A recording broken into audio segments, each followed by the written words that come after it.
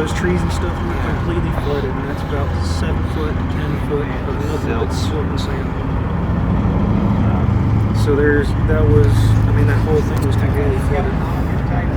So all of this was standing water. For a period of a week I want to say a couple days. Okay. Because they said that the comparison is if you were to take all the water that was flowing over the Niagara Falls for 306 days, we had that in 3.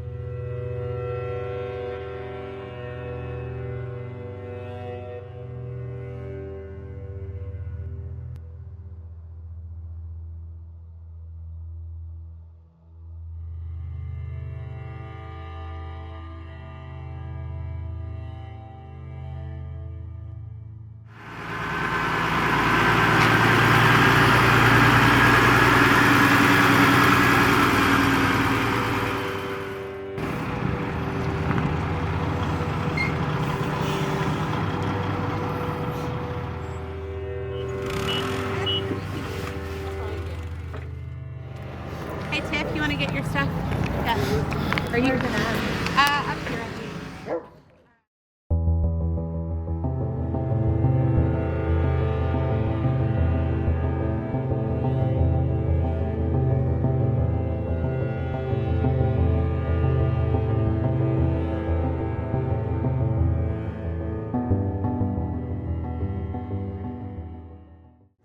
We ask them, like, how have you been affected? Do you have debris that needs to be cleaned out? Is you're building your list of correct tangible needs. Yes, yeah.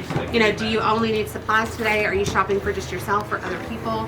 How were you affected? Where do you live? How can we help you further from just coming in and getting supplies? Right. And we're just asking those questions. We're still locked, so let's go on this side. Yeah. Because we have actually a homeless community here as well. Yep.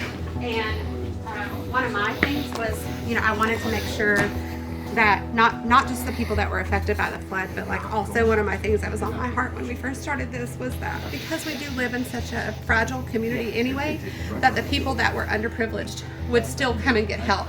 So we have a homeless tent community over here. We've helped them get tents, we've helped them get blankets, we've helped them get cots, we've helped them get cook stoves and things like that, and we keep our food and stuff.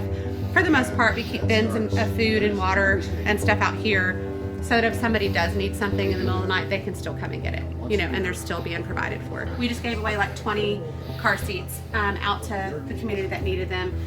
We've got our diapers and stuff sorted here, and then kind of over in this back area where it says do not enter, we have like all of our medical supplies, some of our bigger items that we try to keep under control. Yeah, so we actually do have like insulin for families. We have medical needs. We have PPE for people that are going out to the rivers and clearing because the water's toxic. So we've got hazmat suits, we've got gloves, we've got masks. what it is. Oh yeah, absolutely. So up in Hot Springs area, we had people that were initially on the ground helping, and their shoes were melting. They were getting chemical burns. So when you're getting in some of these campgrounds and you're trying to clear along the riverbeds, because there's so many chemicals and things coming down, you don't know what was kind of in the water. You need to be protected, and so that's the best way that we can do that. Is just to make sure that they have the PPE that they need. So we have actually a whole section in the back dedicated just to that. And then we have a little bit higher end medical supplies. We have fuel. We have people that donated tanks for our fuel, so people can come here and get gas and they can get refill our propane. We have the 5-gallon jugs that.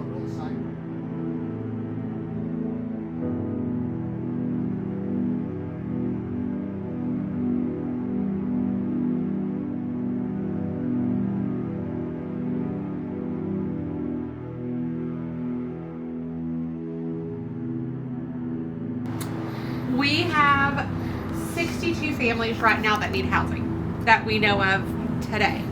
We have probably, I mean, there was over 1,000 homes lost on this side of town, on this side of the area, over 1,000 homes lost.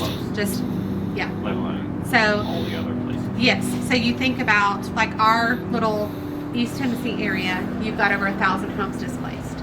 You know, when you go with Tyler down to Bumpus Cove and you go, you know, to the Tittle community, or you go down to the river, or you go down and you realize like, hey, the river doesn't belong there. Yeah. It never lived there. And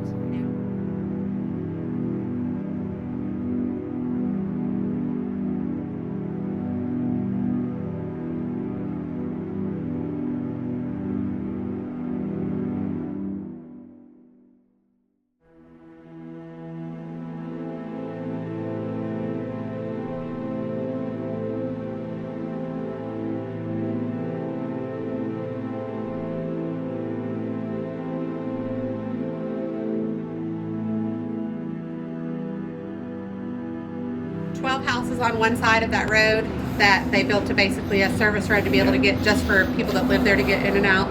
And then you've got 2 campgrounds on the other side where people were permanent residents.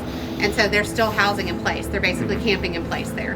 And so they are 100% dependent on people like us, people like, you know, the community. You're gonna make me cry, stop. They're 100% dependent on us being able to provide that support for them because they don't have a way to provide it for themselves.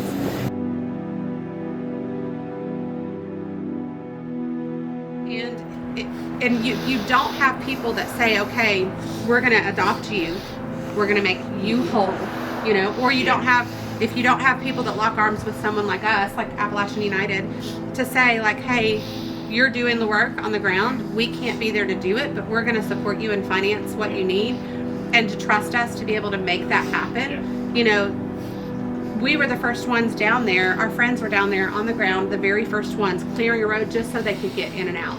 You know, our church, Calvary, was the first one on the ground building the road up at Little Germany before they came in and took over that. You know what I mean? And so it's a community, but it's not just our community, it's your community. It's people like yourself that are coming down and making this your community to say like, hey, there's no way you can do this on your own. There's just no way, you know? And honestly, I can't say thank you enough. 1,000 times over, thank you.